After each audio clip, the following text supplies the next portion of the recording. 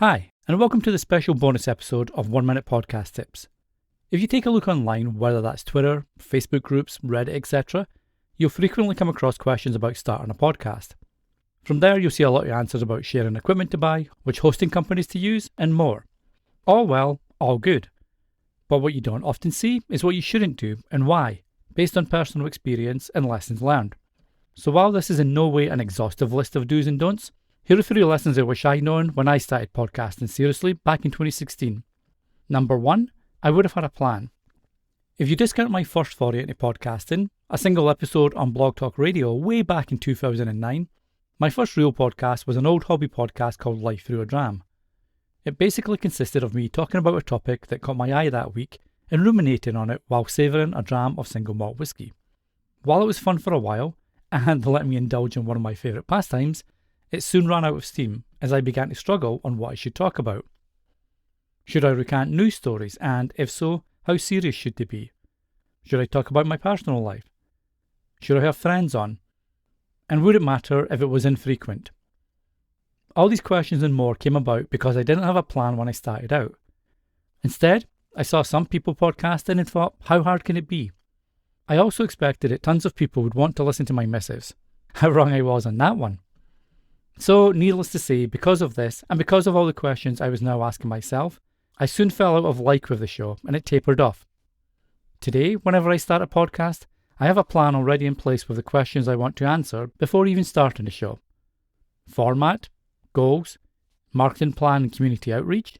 If I meet my goals, then what? And how do I pivot if needed? And do I? These are just some of the notes I go over with each new podcast, and plan out a framework of what everything looks like when it comes to answering each point. Without that, I won't launch a podcast, because I know I'll probably run out of steam with that one down the road. Now, this is different from a podcast reaching its natural end, just to highlight that difference.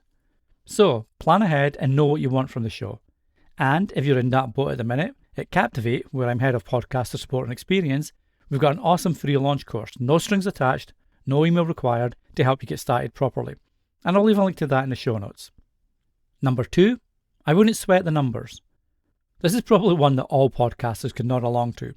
That obsessive pull to check your analytics every minute. That was me, seriously, every damn minute. New episode dropped? Check the stats. New share on social media? Check the stats. Haven't checked the stats in a minute? Yep, you got it. Check the stats. And I guess it's a natural thing for every new podcaster. You're excited that you've launched and you want to see how many others share that excitement. After all, you've told your friends, your family, your connections, and you just know they're all going to listen, right? Right? So I checked the stats, and checked once more, just for good luck. And of course, the difference was minimal, and it was deflating.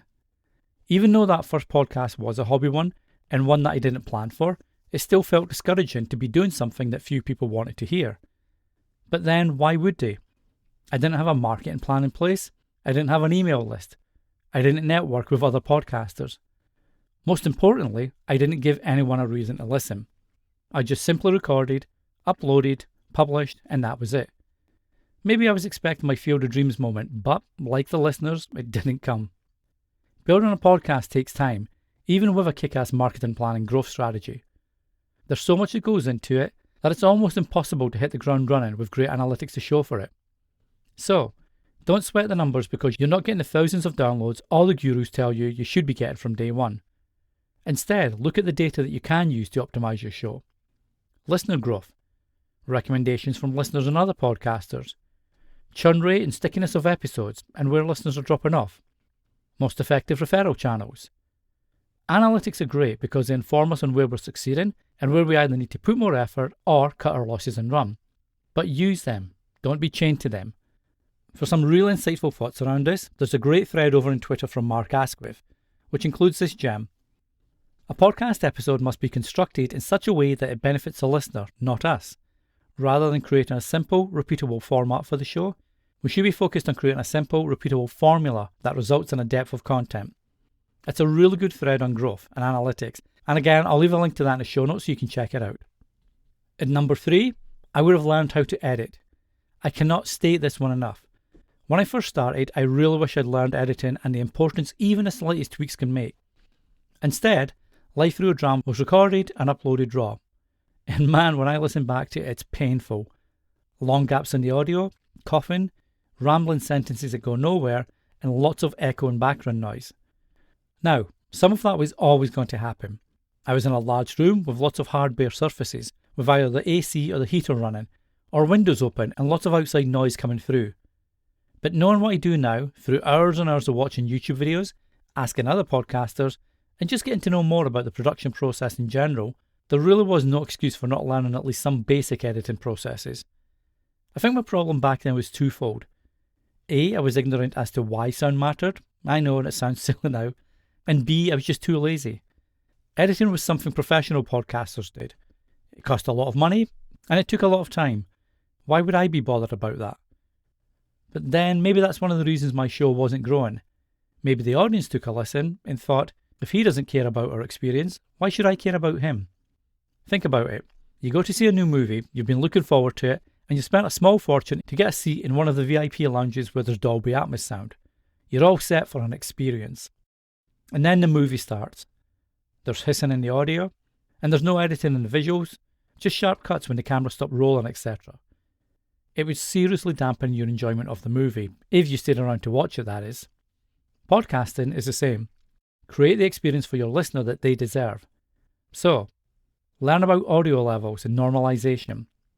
Learn about LUFS, what it is and why it matters. Learn about filler content and unwanted noise. Learn mic technique. And learn about the importance of a good recording environment. This last one is probably one of the most overlooked, yet one of the easiest to fix. If you're in a room with bare, hard surfaces, it's going to echo. Yes, you can get close to your mic, but then that can cause new issues like plosives, for example. So, add softness to the room. Cushions, pillows, a rug, curtains, a soft chair, all of these dampen your voice, bouncing off the hard surfaces in the room, which makes it a lot easier to edit afterwards. Now, there are some podcasters who say they never edit and don't need to, and that's fine. If it works for you, great. But for everyone else, I highly recommend learning the basics of editing and different audio production tricks and techniques. Trust me, it's worth it. There are some great options for editing too, depending on your budget, hardware, and learning curve. So, for example, there's GarageBand for Mac and Audacity for Mac and PC, and they're both free.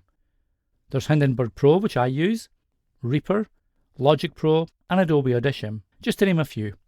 So these are the 3 things I do differently if I was starting a podcast today. There are more, like not giving transcripts the respect they deserve, for example. But these 3 are probably the ones that I could easily have avoided right from the start. I hope you've enjoyed this bonus episode, and it might give you some pointers if you're looking to start a new podcast soon. Until the next time, happy podcasting.